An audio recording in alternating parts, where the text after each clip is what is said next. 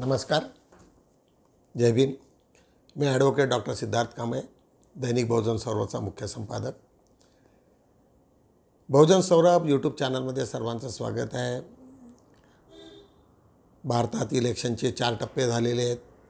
काल 4 टप्प्यात जे निकाल म्हणजे ज्याचं मतदान झालं त्याची टक्केवारी महाराष्ट्रात सर्वात कमी 52%, 52.49, आणि सरसकट जर संपूर्ण याच्यात जर घेतलं तर त्याच्यातलं टक्केवारी थोडी जास्त आली आहे, 62% आहे।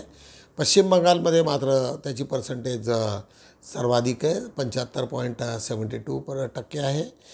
अशा पद्धतीचं आज आमचं हे होतं। आज महत्त्वाचं म्हणजे आम्ही तुम्हाला एक नवीन व्हिडिओ त्या दिवशीच त्याला तुम्ही मुख्यमंत्री अरविंद केजरीवाल यांचं आम्ही थोडंसं क्लिप दाखवली होती, परंतु संपूर्ण भाषण अत्यंत महत्त्वाचं आहे। त्यांनी ज्या पद्धतीने बोललात, ज्या पद्धतीने ते सर्वांना मेसेज दिला आहे तो अत्यंत मार्मिक आहे की या देशातलं जी सत्ता आहे ते काही मुठभर लोकांनी कशी ती नष्ट करण्याचा प्रयत्न केलेला आहे। आणि त्या अरविंद केजरीवाल यांनी तुम्हाला भीक मागितली आहे की तुम्ही यावेळेस या सर्व शक्तीला पराभूत करा। अत्यंत मार्मिक आहे। आणि अरविंद केजरीवाल हे सातत्यानं बाबासाहेबांचे मोठे फॉलोवर आहेत। बाबासाहेबांचा फोटो त्यांनी आपल्या याच्यावरती लावलेला आहे। प्रत्येक त्यांच्या ऑफिसेसमध्ये बाबासाहेबांचा फोटो दिसतो आणि त्यांनी चांगल्या पद्धतीने अभ्यास केलेला आहे आणि त्यांना असं वाटते की या देशामध्ये काहीतरी होऊ शकेल। काँग्रेसमध्ये मोठ्या प्रमाणामध्ये ब्राह्मण वर्ग शिरलेला होता, त्याच्यामुळे त्यांना खूप साऱ्या अडचणी येत होत्या, परंतु त्या हळूहळू आता BJP आल्यामुळे तिथला जो ब्राह्मण वर्ग होता, सुवर्ण वर्ग होता, सवर्ण वर्ग होता, तो त्याच्यातून विड्रॉ झाल्याचा आपण दिसतो आहे। आणि त्यांनी BJPच्या मार्फत एक मोठं सुरुवात केलेली आहे, एक राजकीय पक्ष BJPच्या नावाने। परंतु ज्या पद्धतीने केजरीवालांनी एवढ्या कमी याच्या आत कालावधीत ज्या पद्धतीने ते मुख्यमंत्री झाले, 2 राज्यामध्ये त्यांची सत्ता आहे आणि त्यांचं जे विधान आहे ते अत्यंत मार्मिक आहे। त्याच्यावरती आम्ही आधारित वारंवार त्याला आम्ही दाखवावं म्हणून एक छोटीशी क्लिप 4 मिनिटाची आहे। अरविंद केजरीवालांनी ज्या पद्धतीने जनतेला उद्देशून ऐलान केलेला आहे ते खरंच मोलाचं आहे। बघूया व्हिडिओवर। अगर ये चुनाव जीत गए, मेरे से लिखवा लो, 2 महीने के अंदर उत्तर प्रदेश का मुख्यमंत्री बदल देंगे ये लोग। योगी आदित्यनाथ की राजनीति खत्म करेंगे, उनको भी निपटा देंगे ये लोग। यही तानाशाही है दोस्तों। 1 नेशन 1 लीडर ये चाहते हैं। एक ही तानाशाह इस देश के अंदर बचेगा, एक ही तानाशाह इस देश के अंदर बचेगा। हमारा देश बहुत महान है। 4000 5000 साल पुराना हमारा देश है। इसके पहले पिछले 4000 साल में कई मौके आए जब इस देश के ऊपर तानाशाहों ने कब्जा करने की कोशिश की, लेकिन हमारे देश के लोगों ने उन तानाशाहों का तख्ता उखाड़ के फेंक दिया। जब जब हमारे देश में ऐसा मौका आया कि तानाशाह ने हमारे देश के ऊपर कब्जा करने की कोशिश की, इस देश की जनता ने उसका तख्ता उखाड़ के फेंक दिया। आज एक तानाशाह इस देश से जनतंत्र खत्म करना चाहता है। आज एक तानाशाह इस देश से लोकशाही खत्म करना चाहता है। मैं पूरे तन मन धन से लड़ रहा हूं, संघर्ष कर रहा हूं उस तानाशाह के खिलाफ। 140 करोड़ लोगों का साथ चाहता हूं मैं। मेरे अकेले के करने से नहीं होगा।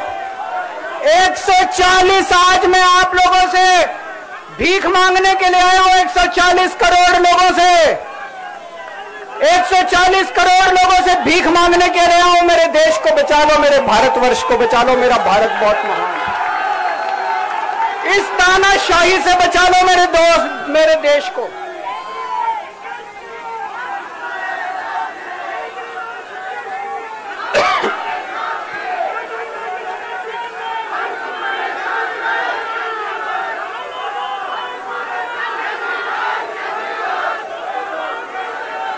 मैं सुप्रीम कोर्ट का बहुत बहुत शुक्रिया अदा करना चाहता हूं।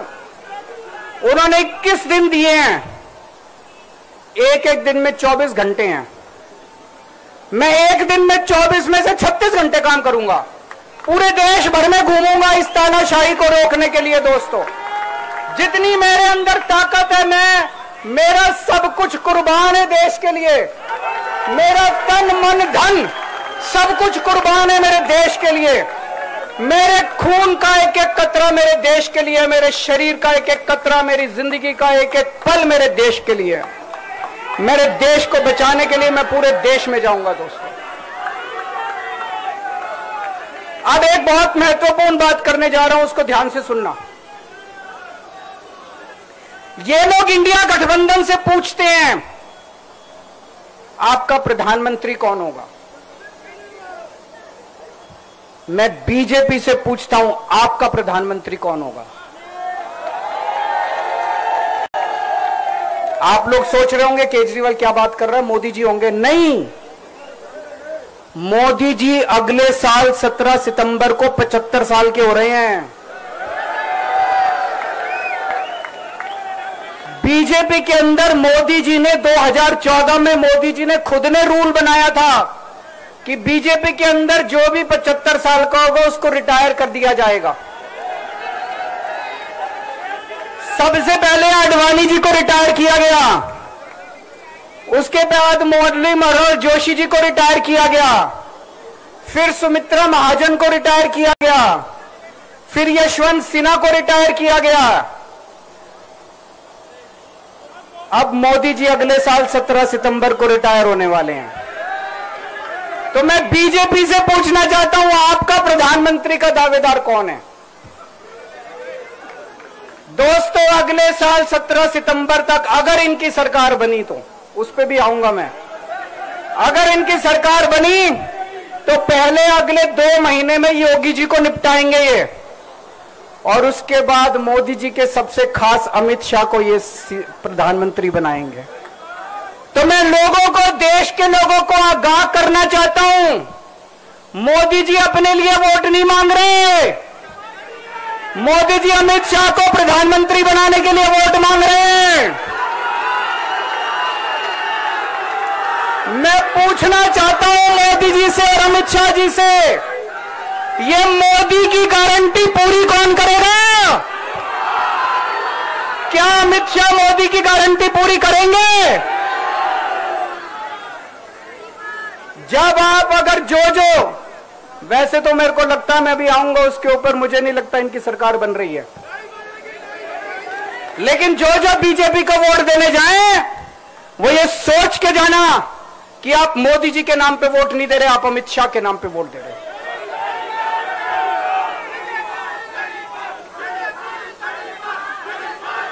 अब एक खुशखबरी है आप लोगों के लिए, अब एक खुशखबरी है, सबको बता देना जो मैंने बातें कही है बड़ी सोच समझ के कही हैं। वहां बैठ के यही सोच रहा था 50 दिन से।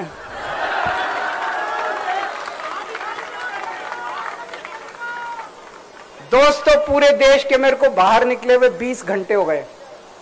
इन 20 घंटों के अंदर भी मैंने रात भर में जनता से बात कर रहा था, लोगों से फोन कर रहा था।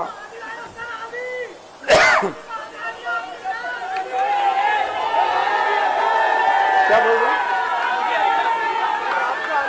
रात को आंधी आई थी।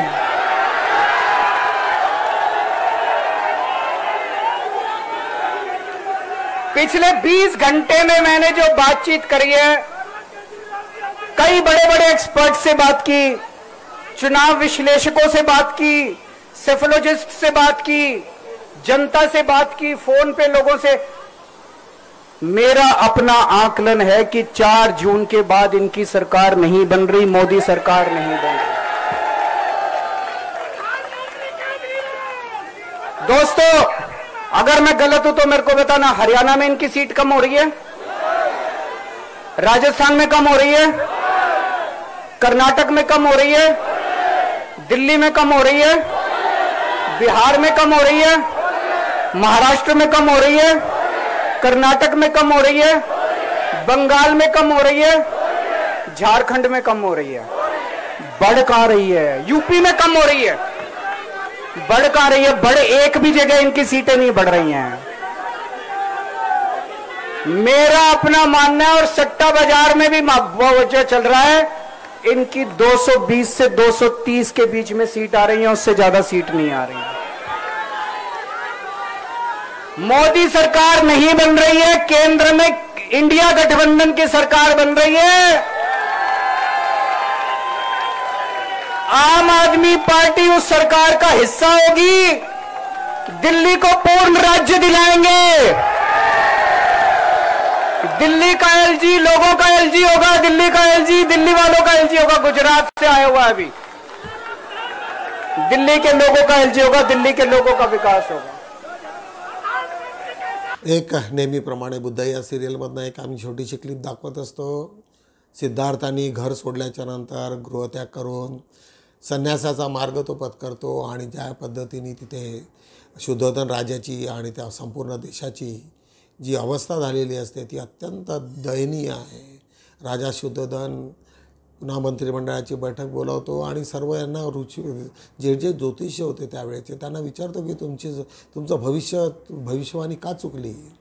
मला ते सिद्धार्थाला तिथे वळवायचं नव्हतं, परंतु ते सर्व भविष्यवाणी ज्यांनी केली त्यांनी सांगितलं की महाराज त्याच्या योगात दोन्ही होते, तो एक सम्राटही होईल, इव्हन तो संन्यासी जरी झाला तो उच्च कोटीचा याच्यामध्ये त्यांचं हे होईल, ते पदार्पण करतील। आणि करता करता त्यांना थोडं समजावण्याचा प्रयत्न करताच राजा शुद्धोधन दुःखी होऊन त्यांना फार हे वाटते की त्याच्या मागचं माझं काय चुकलं असेल। तर त्याच्यात त्यांना आठवते की नवीन नगरीची जी निर्मिती त्यांनी केलेली असते, अनाथ गरीब जे लोक असतात म्हातारे या सर्व लोकांना त्यांनी गावाबाहेर काढून त्यांची एक नगरी बनवलेली असते। आणि ज्यावेळेस ते सिद्धार्थांनी पाहतो त्याच्यामुळे तो व्याकुळ होऊन हे होते। त्यांना आता शुद्धोधनाला कळते की मी माझ्या आयुष्यातली ती सर्वात मोठी भूल होती। आणि त्यानंतर ते जी नवीन नगरी होती त्या सर्वच्या सर्व त्यांच्या सांगण्यावरनं ते हे करतात आणि तिथे जे असतात मुनी वगैरे ते त्यांना सांगतात की ते तुम्हाला करावं लागेल। अशा पद्धतीची ती व्यथा त्यांनी भगवान बुद्धाच्या बाबतीत केलेली आहे। ती छोटीशी क्लिप आज तुम्हाला आम्ही दाखवतो आहे बुद्ध या सिरियल। आप सब विप्रवर्यों से मेरा केवल एक प्रश्न है। आप सब ने सिद्धार्थ की कुंडली देखकर भविष्यवाणी की थी कि वो सम्राट बनेगा, चक्रवर्ती बनेगा। तो आप सबकी ये भविष्यवाणी विपरीत कैसे हुई? यकृत न हो राजा। युवराज सिद्धार्थ की कुंडली देखकर हमारा यही कथन था कि एक उच्चतम जातक की कुंडली है कि जो कार्य करेगा वो उच्चतम होगा, वो हर क्षेत्र की शिखर पर पहुंचेगा। सिद्धार्थ एक राज परिवार से है तो राज अभिषेक के बाद वो राजा ही बने। राजा की उच्चतम पदवी है चक्रवर्ती बनना। हमारा कथन केवल इसी सत्य पर निर्भर था। यदि ये कुंडली किसी वैश्य के पुत्र की होती तो हम ये कहते कि ये उत्तम व्यापारी बनेगा। महाराज, किसी भी कुंडली का अर्थघटन व्यक्ति विशेष की वर्तमान परिस्थिति पर भी निर्भर होता है। परंतु आपका भविष्य कथन असत्य प्रमाणित हुआ कुलगुरु। नहीं महाराज, ज्योतिष शास्त्र की ज्ञान सीमा में जो सत्य था हमने केवल वही कहा। हमने भविष्यवाणी की थी कि महादेवी महामाया को पुत्र होगा और हमारा ये कथन सत्य प्रमाणित हुआ। युवराज के जन्म के समय भी हमने यही कहा था कि कुंडली बलवान है, जातक जिस मार्ग पे जाएगा उसके शिखर तक पहुंचेगा। परंतु वो चक्रवर्ती नहीं, संन्यास के मार्ग पर चला गया है कुलगुरु। राजन, हमारे यहाँ सन्यासी और ऋषि मुनि राजा से भी अधिक पूजनीय है। उस मार्ग पे भी सिद्धार्थ प्रसिद्धि की उच्चतम पदवी प्राप्त करेंगे। तथास्तु, कदाचित करे भी। परंतु मेरे सामने अब यक्ष प्रश्न यही है कि सिद्धार्थ को चक्रवर्ती बनाने के प्रयास में मैंने कई भूल कर दी है। सबसे बड़ी भूल नई नगरी। कितने लोगों को पीड़ित कर दिया, उन्हें दुखी किया। कितने कुटुंबों को उजाड़ दिया।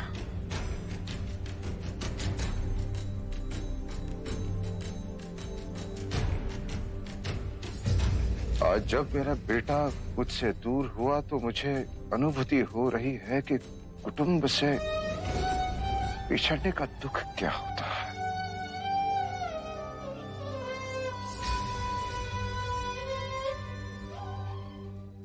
वृद्धत्व क्या होता है। तो क्यों ना इस भूल को भुला दिया जाए, कपिल वस्तु और नई नगरी की सीमाओं को मिटा दिया जाए, पिछड़ों को पुनः बुलाया जाए, सब एक हो जाएं। महाराज, कदाचित युवराज सिद्धार्थ राजा होते तो सबसे पहला कार्य वो यही करते।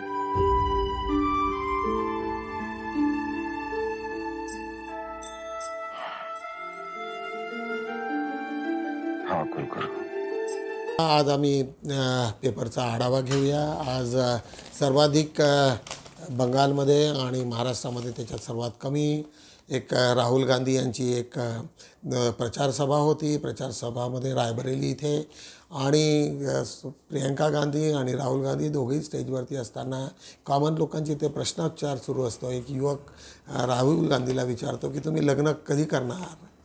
सर्व लोक हसतात आणि मग राहुल गांधी त्यांना म्हणतोय हां करील मी, निश्चितच लग्न करेल। आणि ते त्याचा झालेला संवाद अत्यंत लोकांना एकदम आनंदी करणारा होता आणि त्याच्यात सर्वांना तो व्हायरल झालेला आहे। ती बातमी आज आम्ही पुढे लावलेली आहे। पीओकेत हिंसक आंदोलनात एका पोलीस अधिकाऱ्यांचा मृत्यू, 100 जखमी। इस्लामाबादमधली बातमी आहे, पंजाबमधली आपल्या पाकिस्तानमधली आहे इस्लामाबादची, ती आज आम्ही घेतलेली आहे। धावती बुलेट पेटली, एकाचा मृत्यू, हैदराबादची बातमी आहे। आजपर्यंत आम्ही गाड्या पेटताना पाहिल्या, परंतु रस्त्यात चालणारी बुलेट पेटणे ही आमच्यासाठी अत्यंत महत्त्वाची बातमी आहे। तीसुद्धा आम्ही पानेकवरती घेतलेली आहे। त्याच्या शेजारी वातावरणात जो झालेला बदल, मुंबईला वादळ, रस्ते, मेट्रो, विमानतळ सर्व काही वाहतूक कोळमळली, मोठ्या प्रमाणात वादळ सुरू झालेलं आहे। त्याच्यात तुम्हाला नागपूरलाही फार मोठ्या प्रमाणात होतं, ते आता तिकडे गेलेलं आहे। संपूर्ण भारतातलं वातावरण अत्यंत बदललेलं दिसते आहे। त्याच्याच खालची एक बातमी आम्ही, पाणीपुरी विकणाऱ्यांची मुलगी बनली टॉपर, गुजरातची बातमी आहे। तिचे वडील पाणीपुरी विकणारे होते, तिला 99.72% मिळवून तिने त्या पूर्ण जिल्ह्यातली, पूर्ण स्टेटमधली ती एक नंबर पहिला नंबर तिचा आलेला आहे। त्याच्यामुळे सर्वीकडे तिचं कौतुक होतं आहे। एक पुन्हा धमकीपत्र, देशातील 13 विमानतळे बॉम्ब उडवून देण्याची धमकी, लखनौची बातमी। आता ईमेलमध्ये मागेही एक अशीच धमकी आलेली होती, परंतु पुन्हा एकदा धमकी आलेली आहे, ती एक आम्ही दिलेली आहे। महापालिकेने जमीन हडपण्याचा शेतकऱ्याचा गंभीर आरोप, एक वसई वराडची एक बातमी आहे की एका शेतकऱ्याची जमीनच सरकारने हडपल्याचं सांगते आहे। त्याच्या शेजारी कांद्याच्या 93 पिशव्यांना केवळ 10,000 रुपये पट्टी। अत्यंत कांद्याचे भाव कमी झालेले आहे। इवन नागपूरसारख्या शहरामध्ये 25-30 रुपये किलो, म्हणजे इतक्या कमी भावात, म्हणजे त्या उत्पन्न करणाऱ्याला किती, त्याच्यात त्यांनी लिहिलेलं आहे की 60,000 प्रति क्विंटल यांचा खर्च लागतो, परंतु त्यांना फक्त 10,000 प्रति क्विंटलच भाव मिळालेला आहे। इतकी शेतकऱ्यांची लूट ही आता MSP जर झाली, मिनिमम प्राईस, तर त्याच्यामुळे हे सर्व प्रॉब्लेम नाहीसे होतील असा मॅनिफेस्टो BJP काँग्रेसचा आहे आणि आम आदमी पार्टीचा आहे। त्याच्याच बाजूला चिल्ड्रन पॅराडाईज प्री स्कूलची एक जाहिरात आहे। ज्या पोरांना शाळेत ॲडमिशन पाहिजे असतील नर्सरी KG1ला तर त्यांनी निश्चितच तिथे जावं। बहुजन सौरभची एक जाहिरात आहे, त्याच्यामध्ये जाहिराती दर लिहिलेले आहे। दरवेळेस तुम्हाला सांगतो आहे की 23 मेला तथागत भगवान बुद्धाची बुद्धजयंती आहे, त्या निमित्तानं ज्या कोणाला वाटत असतील त्यांनी शुभेच्छा द्याव्या। बहुजन सौरभला आर्थिक बळ मिळेल। गॅस परवडत नाही, रॉकेल द्या। दुकानदार संघटनेचे अध्यक्ष संजय पाटील यांचं आव्हान, एक पत्र पाठवून त्यांनी सरकारला सांगितलं की तुम्ही अजून रॉकेल सुरू करा। शक्य नाही, कारण रॉकेलही तसं महागच आहे आणि रॉकेलचा फार मिसयूज होत असल्यामुळे अनेक गाड्यांमध्ये वापरत असल्यामुळे आता सरकारने ते पूर्णपणे बंद केलेलं आहे। पॅरामोटर घरावर कोसळून एक महिला जखमी, जेजुरीची बातमी आहे। एक आज 5-4 वरती बघूया आपण। महानगरपालिकेच्या कामचुकार अधिकाऱ्याकडून वसुली करा, रस्ते दुरुस्तीचा खर्च. नागपूरची बातमी आहे. विकास महानगरपालिकेला नागरिकाच्या जीवाशी खेळ करू देणार नाही, विकास ठाकरे यांचं उद्गार. त्यांनी सांगितलं की अनेक रस्ते आता नवीन बनलेले, परंतु त्याची जी अवस्था इतकी खराब झालेली आहे त्याच्यामुळे तिथले अधिकारी जे असतील, ज्यांनी त्याला अप्रुव्हल दिलं असेल, त्यांच्या पगारातून ते पैसे काढावे आणि तसा कायदा पण आहे आणि ते वसूल करायला पाहिजे. याच्यामुळे फार ते बोलकं आहे. पश्चिम बुलढाण्यातली बातमी घेतलेली आम्ही. पश्चिम विदर्भात टँकर फेऱ्यामध्ये वाढ. एक अमरावतीमध्ये मोठ्या प्रमाणामध्ये ते होतात. त्याच्यात सर्वात जास्त महाराष्ट्रामध्ये जर कुठे टँकर लावले असतील आणि 72 विलेजेसमध्ये पाण्याच्या टँकरनी पाणी पुरवलं जाते, त्या भागामध्ये अत्यंत पाण्याची टंचाई आहे. अमरावती आणि अकोल्याला आम्ही राहत असताना मलाही लक्षात आहे की पाणी तिथे आठवड्यातून 2 दिवस, 1 दिवस, 3 दिवस असं चालायचं. म्हणजे अजूनही त्या भागामध्ये मोठ्या प्रमाणात पाणी टंचाई आहे असंही असं हे समजतात की आज न उद्या पाण्यासाठी मोठी या देशात लढाई होईल जगात, कारण पाण्याची टंचाई दिवसेंदिवस होणार हे सर्वांना माहिती आहे. आज त्याच्याच खालची बातमी. महात्मा परमेश्वर जागतिक लोकशाहीचे जनक डॉक्टर शरद निंबाळकर. तुम्हाला माहिती आहे की बसवेश्वर 11व्या शतकामध्ये त्यांनी सर्व समाजाला जोडण्याचं मोठं काम केलं आणि त्यांनी लोकशाहीला त्यावेळेस बळकट करण्याचं काम करण्याची ती एका कार्यक्रमामध्ये डॉक्टर शरद निंबाळकर बोलत होते. इथल्या ॲग्रिकल्चर युनिव्हर्सिटीचे ते व्हाईस चान्सलर होते. वाघीण आपल्या जबड्यासह भुयारी मार्गातून जाते तेव्हा तुम्हा सर्व लोकांना माहिती आहे की अनेक जबलपूरच्या मार्गावर संपूर्ण भारतामध्ये जिथे जिथे जंगलातून रस्ते गेले तिथे कॉरिडॉर बनवण्यात आलेले, जंगली जनावरांना तिथे जाण्यासाठी रस्ता केलेला आहे आणि तिथे मोठमोठाले कॅमेरे लावलेले आहेत. तिथे त्या कॅमेऱ्यामध्ये ते सापडलं की एक वाघीण आपल्या बच्चांसोबत एका जंगलातनं एका साईडमधून दुसरीकडे निघत होती आणि त्याचा खऱ्या अर्थानं त्याचा उपयोग होतो आहे. अशा पद्धतीची ती बातमी आम्ही तिथे दिलेली आहे. वाहन चालकाच्या निष्काळजीपणामुळे अपघातात वाढले संकट. अकोल्याची बातमी आहे. महामार्गावरती ज्या पद्धतीने ड्रायव्हर ज्या स्पीडने चालवतात 130, 140 आणि त्याच्यामुळं ते वाहन अनकंट्रोल होते आणि जेव्हा वाहन अनकंट्रोल झालं की तिथे अपघात होण्याची जास्त असते. 100पेक्षा जर कमी सुरळीत जर चालवलं तर निश्चितच अपघातामध्ये कमी होईल. अशा पद्धतीचं ते बातमी आज आम्ही लावलेली आहे. पोलीस नक्षल चकमकीत कमांडर वासूसह 2 महिला ठार. गडचिरोलीची बातमी आहे. आधी तिथे काही होत नव्हतं. गडचिरोलीला मध्ये 5 वर्ष शांत होतं. पुन्हा आता तिथल्या ॲक्टिव्हिटीज वाढलेल्या आहेत. उद्यानात पुत्रीघर कचराघर झाले. मद्य पिण्याचा अड्डा. एक उत्तर नागपूरमध्ये अनेक हे आहेत उद्यानं झालेले आता नवीन, परंतु त्याची सुरुवात झालेली नाही. अर्धवट काम सोडण्यात आलं आणि त्या जागेवरती खाली ठिकाणी लोक तिथे संध्यारात्री बसून दारू पिताना दिसलेले आहेत. त्याच्यामुळे ती एक बातमी आम्ही टाकलेली आहे.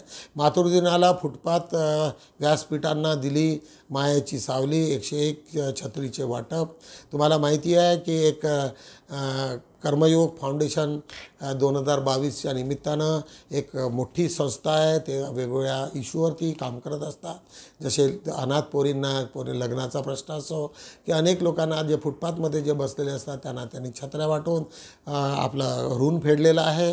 बुद्ध जयंती निमित्ताने 23 मे रोजी विशाल धम्म रॅली नागपूर इथनं निघणार आहे. संयुक्त बुद्ध विहार समितीच्या मार्फत त्या दिवशी सकाळी दीक्षा आपलं आंबेडकर चौकातनं 0 माईल्समधनं ती सभा निघेल आणि संपूर्ण नागपुरामध्ये बुद्ध जयंतीच्या निमित्त ती धर्म रॅली आहे. त्याच्या सर्वांनी जॉईन व्हावं अशी सर्वांना आव्हान आहे.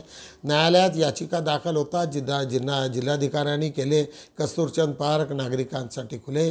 अनेक लोकांना अनेक दिवसापासून जिल्हाधिकाऱ्यांनी कस्तुरचंद पार्क सारखं बंद करून ठेवलेलं होतं. त्याचा वापर नव्हता. त्याच्यामुळे न्यायालयाने त्याची नोटीस दिल्याबरोबर आता जिल्हाधिकाऱ्यांनी ताबडतोब त्याच्या कामाला लक्ष दिलं आणि लोकांसाठी उपयोगी केलेलं आहे. ती सर्व लोकांची प्रॉपर्टी आहे, लोकांसाठी झालेलं आहे कस्तुरचंद पार्क, पण त्याचा वापर या कामासाठी नाही, त्या कामासाठी नाही. ते नागपुरातलं सर्वात मोठं हे होतं, पार्क होता आणि तिथे हजारो सभा याच्यापूर्वी झालेल्या आहेत. आता त्याच्या शेजारी आम्ही 2 वाघाच्या झुंजीत 1-2.5 वर्षाचा वाघाचा मृत्यू. तुम्हाला माहिती आहे की कार्निव्होरस जेवढे ॲनिमल्स आहेत ते मेल टू मेल यांचं भांडण खूपच होत असते. आणि हे जर तुम्ही मांजरीवरनं तुमच्या लक्षात आलं असेल की 2 वाघामध्ये फार दिवसपर्यंत त्यांचं वैरत्व सुरू असते आणि जो वाघ जिंकतो तोच तिथलं राज्य करतो. तिथल्या मादी ज्या असतात त्याच्यावरती त्यांचं वर्चस्व असते. ही नैसर्गिक देण त्यांना मिळालेली आहे. परंतु काही ठिकाणी मात्र ते सामूहिक पद्धतीने वाढतात आणि ज्यावेळेस मोठाले हमले असले त्यावेळेस सामूहिक पद्धतीने वाघ अटॅक करून त्याच्यावरती मोठ्या जनावरावरती करत असतात. हत्तीसारखे जर मोठे हे असले की त्याच्यावरती मग ते सामूहिक पद्धतीने करतात. नागपूरचा चिजभवन रेल्वे उड्डाणपूल ठरतो आहे वादग्रस्त अपघात प्रवण स्थळ. तुम्हाला माहिती आहे की एअरपोर्टच्या समोर ज्यावेळेस आपण निघतो तो समोरचा चौक हा चिजभवन चौक आहे. रस्ता अत्यंत मोकळा असतो, वन सायडेड असल्यामुळे स्पीड जास्त असते आणि तिकडून येणाऱ्या चिजभवनातनं आलेला रस्ता क्रॉस होत असतो आणि तिथे अनेक अपघात झाल्याचं आम्हीही पाहिलेलं आहे आणि तो अपघातग्रस्त स्थळ आहे. नागपूर ताज फर्निचर अँड रिपेअरिंगची एक जाहिरात आम्ही त्याच्यात नेहमी देत असतो. आज 5-2वरती बघूया.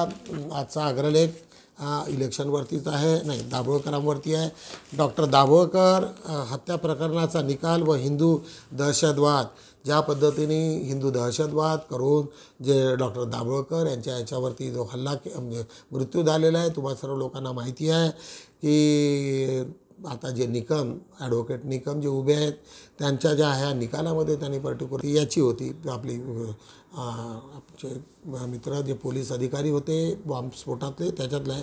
पण दाभोळकरांचाही त्याच्याशीच थोडेसे काही कनेक्शन्स असल्याचं याच्या लेखामधनं आलेलं आहे. अनेक गोष्टी जे दाभोळकरांना आणि जी आतंकवादी जी संघटना होती ते महाराष्ट्रात ती ॲक्टिव्ह होती. त्यांनी ज्या पद्धतीने दाभोळकरांचा खून केला आणि असे अनेक खून आजपर्यंत जे झालेले आहे त्याच्याशी कोणत्या संघटनेची कसा संबंध असणारा हा लेख अग्रलेखात आम्ही लिहिलेला आहे. छत्रपती संभाजी महाराजांना स्त्रीविषयक दृष्टिकोन. तुम्हाला माहिती असेल की अनिल भुसारी यांचा लेख हा स्त्रीविषयक त्यांची कल्पना फार वेगळी होती. अनेक स्त्रियांना त्यांनी वेगवेगळ्या पद्धतीने त्यांनी जबाबदाऱ्या दिल्या होत्या. परंतु त्यावेळेची ब्राह्मणशाही ह्यांना ते पचत नव्हतं. कारण छत्रपती संभाजी महाराज ते ब्राह्मणांचे अत्यंत विरोधी होते आणि त्याच्यामुळं त्यांनी जे काही ग्रंथ लिहिलेले आहे ब्राह्मणांनी त्यावेळेस त्यांना स्त्री पण लप्पट वगैरे वगैरे असे सारखे घाणेरडे शब्द त्यांच्यासाठी वापरलेले आहेत. पण खऱ्या अर्थानं कारण संभाजी महाराजांना तुम्हाला माहिती असेल की त्रिपिटिका बुद्ध आणि बुद्धावरती त्यांचा सखोल अभ्यास होता. त्याच्या प्रत्येक वागण्या बोलण्यामध्ये त्यांच्यातलं जे चारित्र्य होतं त्यांचं अत्यंत मोलाचं होतं आणि शब्द म्हणजे बुद्धाचं इतकं त्यांचं वाचन होतं आणि त्यांनी अनेक गोष्टी महत्त्वाच्या करून ठेवलेल्या आहेत. त्याच्यामुळे तो निश्चितच महत्त्वाचा लेख होता. क्रांतिकारकाचे शिरोमणी अनेक क्रांतिकारक लोकांनी जे काही काम केलेलं आहे त्याच्यावरती लिहिणारा हा प्राचार्य भाऊ वासनिक यांचा लेख सातत्यानं ते लिहित असतात आणि हा वाचनीय आहे. जे महापुरुष झालेले आहेत त्याच्यात महात्मा ज्योतिबा फुले, डॉक्टर बाबासाहेब आंबेडकर यांचे तर उल्लेख आहेतच, पण त्याच्या छत्रपती शिवाजी महाराजांपासून सर्व महापुरुषांचा त्यांनी उल्लेख तिथे केलेला आहे. तेव्हा शिवरायांच्या डोळ्यात पाणी आलं होतं. तुम्हाला माहिती असेल की एक छोटीशी घटना आहे. शिवा काशीद हे त्यांच्यासोबत असतात. ते म्हणाले की तुझा जीव आता शिवाजी महाराज म्हणाले की तुझा जीव जाण्याची शक्यता आहे कारण मला ज्या पद्धतीने मी फेस करतो आहे. ते म्हणाले की मला फार आनंद होईल माझा जर जीव गेला कारण तुमच्या सोबत राहून मी 100 जरी जन्म घेतले आणि मी मरत गेलो तरी मला त्याच्यातला अभिमान पाहून त्यांना फार वेगळं वाटते. भंते अनिरुद्ध इसवी पूर्व 527 बुद्ध गेल्याच्या नंतर लगेच त्यावेळेस जे भंते अनिरुद्ध होते त्यांच्यावरती असणारा हे सुंदरसा लेख बोधिवृक्षाचे पाने अशोक बोंदाडे यांचा सातत्यानं लिहिणारा लेख सातत्यानं ते लिहित असतात. आंबेडकरी चळवळीतील महिला शिलेदार ताराताई सखाराम मेश्राम. तुम्हाला माहिती असेल की सखाराम मेश्राम नागपूर महानगरपालिकेला हे होते, ते महापौर होते आणि त्यांच्या त्या पत्नी त्या अमरावतीच्या राहणाऱ्या, परंतु तिथे आल्यानंतर त्यांनी ग्रॅज्युएशन कंप्लीट केलं. एका संस्थेचं मोठं त्यांनी काम केलं. 1943 साली त्यांचं लग्न झालं होतं आणि त्या इंटरपास त्याच्यानंतर त्या सखाराम मेश्रामनी ज्या पद्धतीने काम केलं त्याच्या पाठोपाठ यांनी पण समाज प्रबोधनाचं काम केलं आणि त्या नगरसेविका म्हणून राहिलेल्या आहेत. त्यांच्यावरती आधारित एक सुंदरसा लेख सुधीर सखारामजी मेश्राम यांनी लिहिला आहे. अत्यंत चांगला आहे.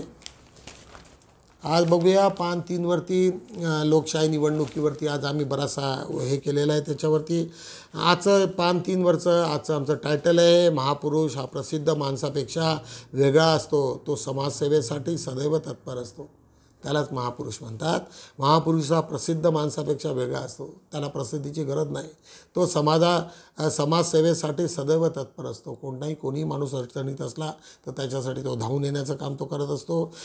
लोकसभा निवडणुकीमधला आढावा घेतलेला आहे. कुठल्या भागात किती निवडणूक कशा झालं, कोण कुठे उभं असणारा हा मोठा लेख आज आम्ही त्याच्यात दिलेला आहे. शिक्षणाची ऐसी म्हणणारा लेख शैलेंद्र रामचंद्र गायकवाड याचा लेख खऱ्या अर्थानं ज्या मराठी मीडियमच्या शाळा आणि त्यांनी जे तिथनं निघालेले अनेक विद्यार्थी आणि त्यांचं झालेलं जे नुकसान, कारण त्यांनी कॉम्पिटिशनमध्ये त्यांना फेस करता आलेलं नाही आणि नुसतं फक्त परीक्षा त्यांनी पास करत पुढे गेलं, परंतु त्यांना ज्या अर्थानं ज्या विशिष्ट प्रकारचं जे व्यावहारिक पाहिजे होतं शिक्षण पाहिजे ते व्यावहारिक शिक्षणापासून ते दूर राहिलेले असं हे सांगणारा शैलेंद्र रामचंद्र गायकवाड यांचा लेख.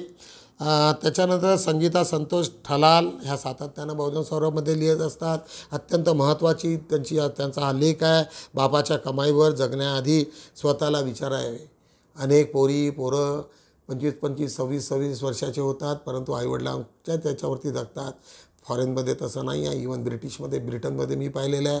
18 वर्षाच्या पोरी झाल्या की पोरी की त्यांना तिथून सरकारकडनं त्यांना अनएम्प्लॉयमेंट बेनिफिट मिळत असतो. त्याच्यामुळे पोरी स्वतंत्र जगत असतात. आमच्याकडे अजूनही ह्या पोरी आपला जोडीदार शोधायसाठी आपल्या आईवडिलांकडे पाहत असतात. म्हणजे अत्यंत विचित्र परिस्थिती आपल्या देशात आहे की स्वतःच्या पोरी आपला पार्टनर काय राहील हे शोधू शकत नाही. अशावर आधारित हा लेख अत्यंत मार्मिक आहे. जरी तो थोडासा हे असला परंतु तो बोचका आहे आणि नवीन जनरेशनसाठी त्यांनी बघायला पाहिजे. मला असं वाटते की 20, 25, 22 वर्षाच्या नंतर पोरींनी स्वतः आपला निर्णय घ्यावा, स्वतंत्र राहावं आणि समजावं की आईवडिलांनी आपलं खूप हे केलेलं आहे. आज पान 2 वरती आज आमचं टायटल आहे, अन्यायाविरुद्ध लढण्याची ताकद आपल्यात येण्यासाठी आपण स्वाभिमानी व स्वावलंबी बनलं पाहिजे. स्वावलंबी तेव्हाच बनाल की ज्यावेळेस तुम्ही स्वतःच्या पायावर उभे व्हाल आणि तेव्हाच तुम्ही अन्यायाविरुद्ध लढाल. उपाशीपोटी लढणं शक्य नाही. अशा पद्धतीने आम्ही बहुजन सौरभचा 4 पानांचा आज आम्ही आढावा घेतलेला आहे. तुम्हाला आवडला असेल तर निश्चितच तुम्ही त्याला फॉरवर्ड करा, लाईक करा आणि सबस्क्रायबर व्हा. जास्तीत जास्त तुमच्या वस्तीमध्ये लोकांना सबस्क्राईब पेपर वाढवायसाठी मदत करा. तुम्हाला जर असं वाटत असेल की मी किंवा आमची टीम बहुजन सौरभची तिथे तुमच्याकडे यावी तर तुम्ही तसा फोन करा. संडेला तुमचं एक छोटासा मेळावा घ्या. 10, 20, 25 लोक तिथे गोळा करा. विहारात असतील किंवा तुमच्या घरी. आम्ही निश्चितच येऊन त्यांना सांगू की याचं किती महत्त्व आहे आणि बहुजन सौरभ वाचल्यामुळे काय होईल असं सर्व आम्ही तुम्ही करू. यासाठी तुमच्या सहकार्याची अपेक्षा करतो आणि थांबतो. भेटूया उद्या. तोपर्यंत जय भीम.